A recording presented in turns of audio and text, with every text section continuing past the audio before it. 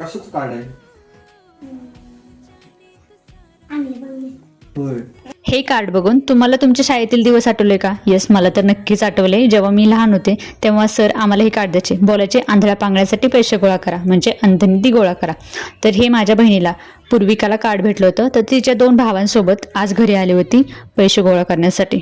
त्यावेळेस भैया त्यांना विचारत होता, तुम्हाला मोठे होऊन काय व्हायचंय? काय होतं? Fielding the proud Indian army आहे ना? त्यामध्ये भैयाला आठवलं की याने 26 जानेवारीला खूप छान भाषण केलं होतं. तर भैया म्हटलं एकदा भाषण करून दाखव डबल. आप सभी को मेरा नमस्कार. मेरा नाम आनंदा सिद्धकुले है. आज 26 जनवरी है. आज गणतंत्र दिवस की आप सभी को हार्दिक शुभकामनाएं. शहीदों का नमन करना चाहिए. जय हिंद.